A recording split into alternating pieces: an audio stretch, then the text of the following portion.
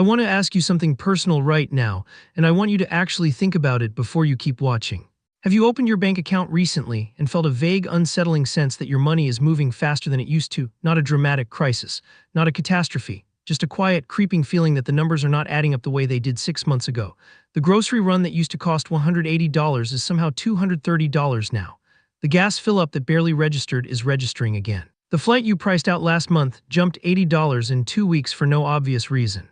If that is you, you are not paranoid, you are not bad with money. You are caught in wave one of a 5-part economic shock that started with a military conflict half a world away and is going to keep rolling through your personal finances for the next several months, whether you are ready for it or not. Here is what I find genuinely alarming about this situation.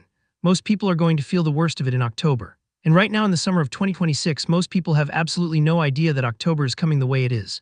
They are going to wake up one morning confused about why their grocery bill looks the way it looks, why flights got expensive again, why their credit card balance feels heavier than usual. And by then the window to do something proactive will have closed. I am making this video today because I do not want that to be you. I have been working through my own version of this action plan over the last several weeks, and today I am going to share every step of it with you in real executable terms. Not economic theory, not vague advice about being careful. A specific 90-day checklist that you and I need to work through before the later waves of this shock arrive. Stay with me because the last 2 steps in particular are the ones that I think could genuinely protect your long-term financial position in a way that most people are going to miss completely. Subscribe right now if this is your first time here, because this is exactly the kind of conversation I have on this channel every single week. Let's go. Before I give you the action steps, I need to spend about 2 minutes making sure we both understand what is actually driving this. Because the surface-level explanation, conflict in the Middle East means gas prices go up, misses the deeper mechanism that makes this particular situation so dangerous for household finances. The Strait of Hormuz closure is not primarily a gasoline problem. It is a diesel problem, and that distinction matters enormously for you and me personally. Gasoline runs your car, diesel runs everything else. Diesel powers the trucks that move goods from warehouses to stores, it powers the freight trains, it powers the container ships that are rerouting as we speak. It powers the farm equipment that plants and harvests the food you are going to eat this fall. When diesel prices spike, it acts as a direct tax on the entire physical supply chain simultaneously. Every single thing that gets made, grown, or moved anywhere in this country absorbs that diesel cost somewhere along its journey to your cart. And here is the part that I keep thinking about because I find it genuinely alarming in a way that most financial news coverage is not capturing. The fertilizer supply chain runs on natural gas, which is also disrupted by the same conflict. Fertilizer prices are starting to move. Farmers locked in their input costs for this growing season months ago, but the price pressure on next season is already building. The fertilizer shock does not hit your grocery bill today. It hits your grocery bill in the fall when the supply chain math catches up to the food supply. This is what I mean when I talk about invisible waves. The gas station sign is the visible wave. The October grocery bill is the invisible one, and the invisible one is the one that blindsides most households financially because it arrives without obvious warning. So with that context locked in, let me walk you through the 5 steps of what I am personally calling my 90-day action plan. Step 1. Pre-purchase the pain before the price gets passed to you. This is the most time-sensitive step in the entire plan, and it is the one I want you to act on first, because the window on some of these is genuinely closing. If you have any summer or fall travel planned, I want you to book those flights today, not this week. Today, airlines are currently absorbing a roughly 60% surge in jet fuel costs. That absorption cannot last. Airlines run on thin margins, and when jet fuel costs spike this dramatically, the fare increases follow within weeks, not months. When they do arrive, I have seen estimates of fares rising 15 to 30% above current levels. If you book today at current prices, you lock in the pre-pass-through rate. If you wait 2 or 3 months because you are not sure of your exact dates yet, you are likely going to pay significantly more for the same seat. I booked 2 trips last week specifically because of this, not because I had everything perfectly planned. Because I understood that the cost of flexibility right now is lower than the cost of waiting. The second piece of step 1 is what I call the chest freezer strategy, and I know how this sounds.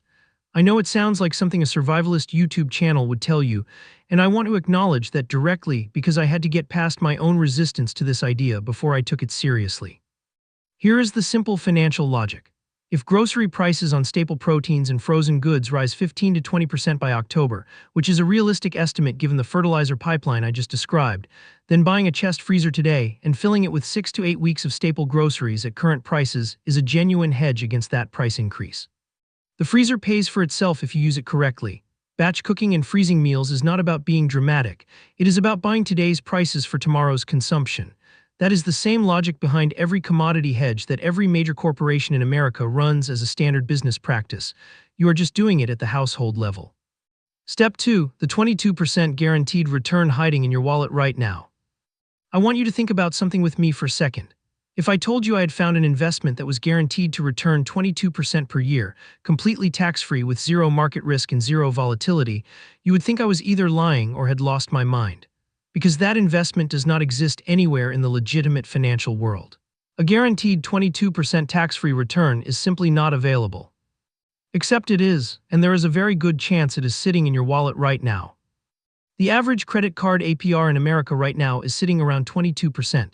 The Federal Reserve is currently trapped in a situation where cutting interest rates would add fuel to the exact inflation fire they are trying to contain. The Strait of Hormuz disruption is inherently inflationary. Rate cuts in this environment would be like pouring gasoline on a flame, so those 22% APRs are not going anywhere for the foreseeable future. Every dollar you carry on a 22% credit card is costing you 22 cents per year in pure interest. Every dollar you pay off eliminates the 22-cent annual cost permanently. That elimination is mathematically identical to earning a guaranteed 22% return. The math does not care whether you call it paying down debt or earning an investment return. The effect on your net worth is the same. I want to be direct with you about where this fits in the priority order because I think the sequencing matters. If you're carrying high-interest credit card debt right now, paying that down needs to be treated as an emergency in your financial plan. Not an eventual goal, not a nice-to-have, an emergency. Because the inflation shock we are describing in this video is going to put financial pressure on your household over the next 90 days, and the worst possible financial position to be in when that pressure arrives is carrying expensive revolving debt that is compounding against you every single month. List every credit card balance you currently carry.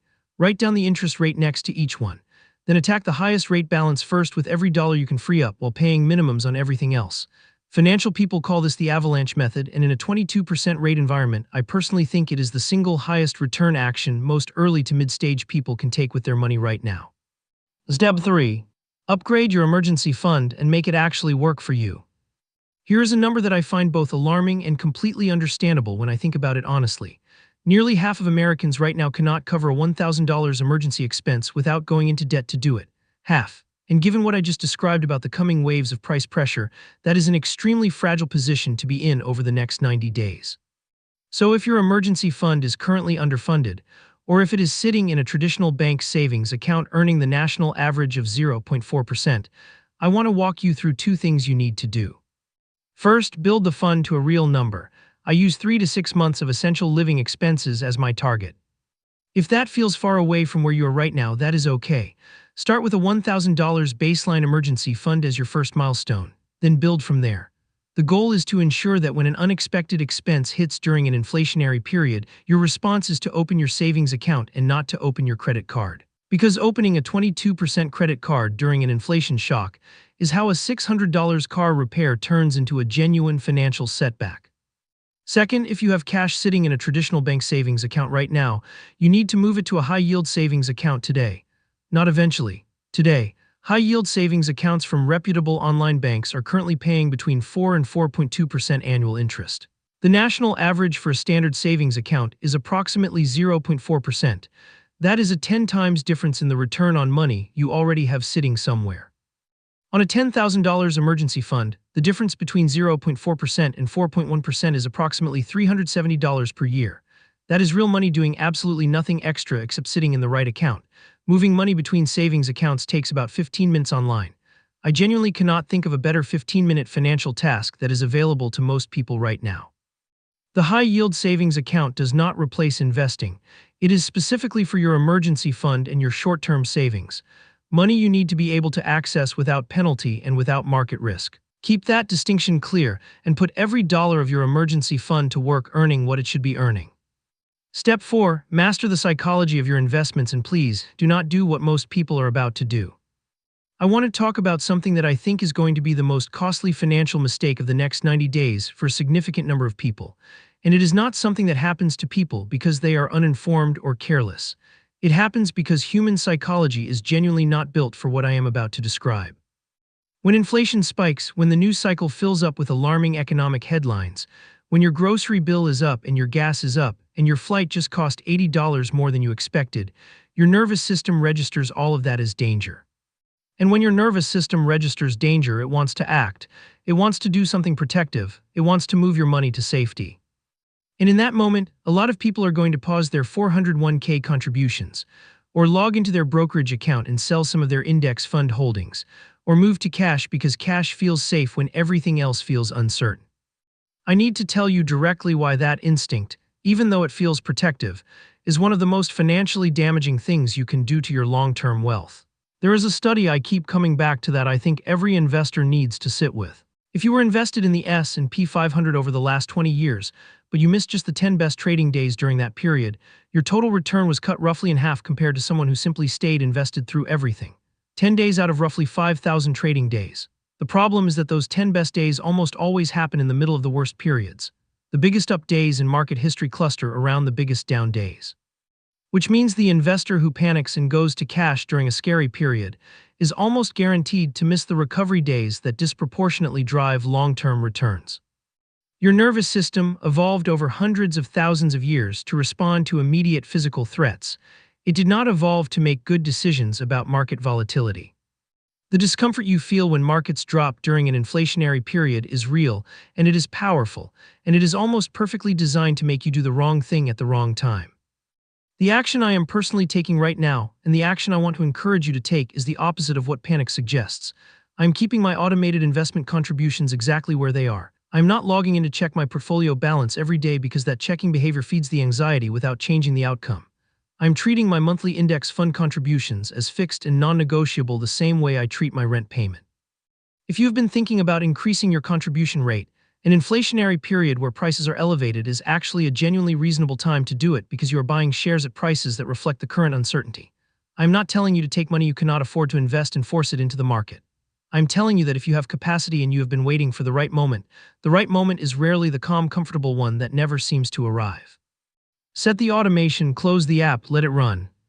Step 5. Know which category you are in and act accordingly.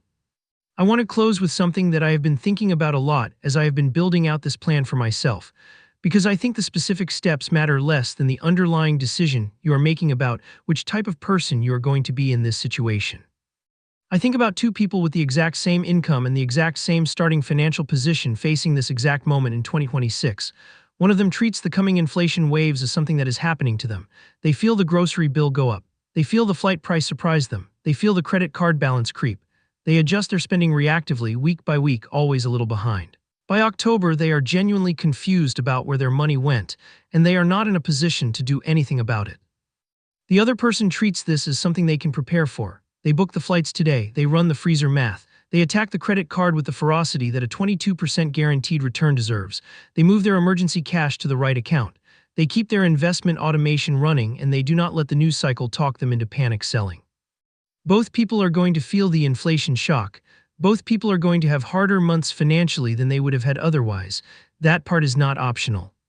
The difference is that the second person comes out of it with their financial position intact or even strengthened, while the first person comes out of it further behind than when it started. I genuinely do not think the difference between those two outcomes is intelligence or income or luck. I think it is almost entirely about whether you decided to act on what you knew before the waves arrived rather than after. You now know what is coming. You have the 90-day checklist. The window is open right now and it will not stay open. If this video gave you something real to act on, share it with one person in your life who you think needs this plan. And subscribe right now because every week on this channel I sit down with you and work through exactly this kind of honest, specific, no-fluff financial thinking together. This is Dave. Go make one move on that checklist today. I will see you in the next one.